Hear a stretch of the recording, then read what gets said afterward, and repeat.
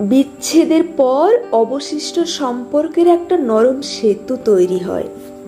সেই দূরত্বের উঠোনে দাঁড়িয়ে বর্তমান মুহূর্তগুলো কখনো বা আয়নার মতো আমাদের অতীত, ভুল বোঝাবুঝি আর অভিমানী স্মৃতিগুলোকে চোখে আঙুল দিয়ে দেখায়।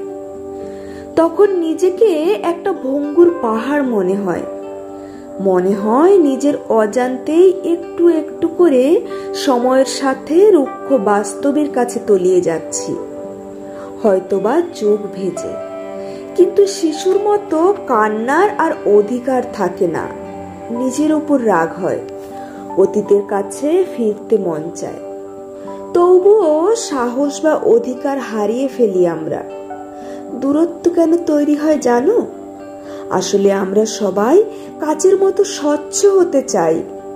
আমরা যতই ভুল করি তবুও যেন মানুষ আমাদের ভালো বলে, মাথায় তুলে রাখে। আর সেই অহংকারে আমরা নত স্বীকার করতে পারি না। প্রিয় মানুষকে একবার সাহস করে বলতে পারি না, ভুলটা আমারই ছিল। চলো সব মান অভিমান ভুলে আবার ভালোবাসি। কিন্তু ইগোর অভ্যাসে অভিমান গাঢ় হয়, দূরত্ব আরো বাড়তে থাকে। এভাবেই আমাদের সাথে কিছু সম্পর্ক স্বার্থপর হয়ে ওঠে।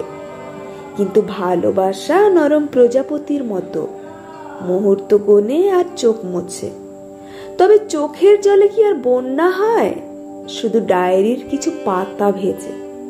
আর সেই অবসরে ভাঙা বেলকনির মতো সম্পর্ক পরিণতি না পেলেও খুব ইচ্ছে করে আমার মন খারাপে প্রিয় মানুষটা অন্তত পাশে বসে আমার উস্কো চুলে হাত বুলিয়ে দিক।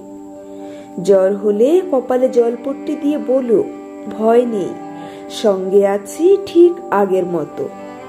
কিন্তু বর্তমান বারবার দেওয়াল হয়ে সামনে এসে দাঁড়ায়। তখন লড়াইটা হয়ে ওঠে টিকে থাকার। ভালোবাসা আর ভালো থাকাটা গুরুত্ব হারিয়ে ফেলে।